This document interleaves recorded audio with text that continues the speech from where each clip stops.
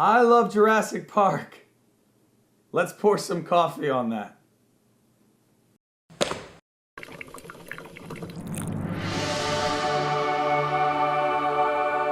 Hello, this is Father Brad Doyle, and you're watching Coffee Talk, where we drink coffee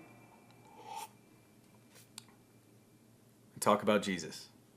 I've heard some kids talking. I'm really excited about, Jurassic World. Jurassic World? I don't care about Jurassic World. I'm talking about Jurassic Park, the original 1990s awesomeness. Jurassic Park immorality. I love Jurassic Park for the graphics, for the suspense, for the CGI, for the dinosaurs, but it actually had a really couple of deep themes that would be good for us to think about. If you're not familiar with Jurassic Park, I'm going to give you a little lowdown. Here's the plot. Simple. I got this off IMDb. During a preview tour, a theme park suffers a major power breakdown that allows its cloned dinosaur exhibits to run amok. Okay, let me explain a little further. So they find DNA in these fossils, dino DNA. And from that, do some science voodoo and are able to clone and birth dinosaurs. Like in our time, there's dinosaurs running around. Sounds smart? Well, they're about to get smarter. They're gonna make a zoo, a huge zoo, a park, and bring people there. Dinosaurs eat people. That's dumb, but they do it anyway. And they get a couple people to try it out, and everything works. No, I'm joking. Everything doesn't work. It breaks down, and the lawyer gets eaten. Sure, there's a lot of action and a lot of great quotables, some of the best quotes. You could quote all day Jurassic Park, but there's some great questions it brings up. Question number 1, what is the moral limiter of science and medicine? I'll put it differently. What tells medicine and science what it ought to do, not just what it can do? Can science and medicine decide for itself morality, what's right and wrong? I'll use a quote from the movie. Dr. Malcolm says this when he's faced with the reality of what the park is. He says, yeah, but your scientists were so preoccupied with whether or not they could that they didn't stop to think if they should. That's amazing. And that's so us right now in society. We're so preoccupied about whether we can do something. Do we have the science? Do we have the technology? Do we have the money? We never stop to think about whether we should do something.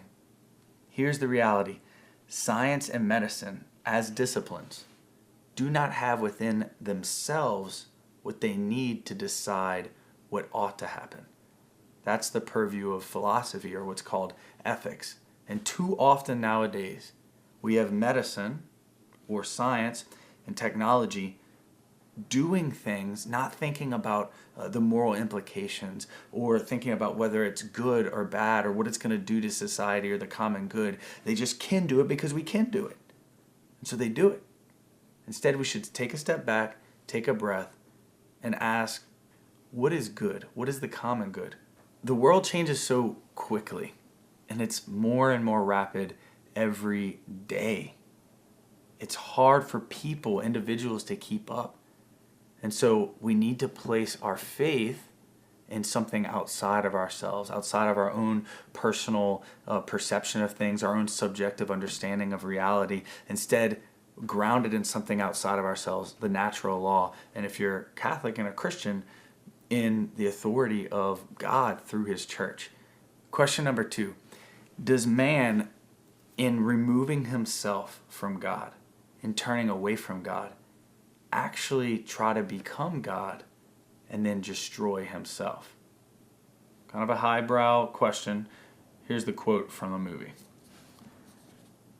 It's actually one of my favorite quotes. I quoted it at my friend's wedding. God creates dinosaurs. God destroys dinosaurs. God creates man. Man destroys God. Man creates dinosaurs. And then the woman leans forward and she says, dinosaurs eat man. Woman inherits the earth. It's like the screenwriters, or Michael Crichton, who wrote the original novel, is saying or asking the question, what happens to humanity when humanity detaches itself from its creator and decides that it's going to be in control? It's going to be God.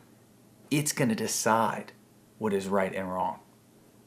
In the end, it gets eaten. We destroy ourselves. It should remind you of the quote from the philosopher, the nihilist philosopher Nietzsche, where he said, God is dead. People have latched onto that as like the foundation of their atheistic worldview. Like, God is dead. We finally destroyed superstition and God. And what did we get? The 20th century, the bloodiest century in human history. When we've detached ourselves from moral objectivity, when we've detached ourselves from our Creator, we end up turning on ourselves and destroying ourselves because we lose meaning. It's almost like when man forgets whose he is, he forgets who he is and forgets who others are. And then we don't know how to act. Human beings, through the gift of God and science, our intellects that we've been given, are able to do so much. And more now, every day, we take advancements into science, technology, medicine. It would do us good to understand who we are in relationship to God, in relationship to creation, in relationship to others, and ask ourselves, what ought we do? Not just what can we do, so that we don't end up destroying ourselves in the process.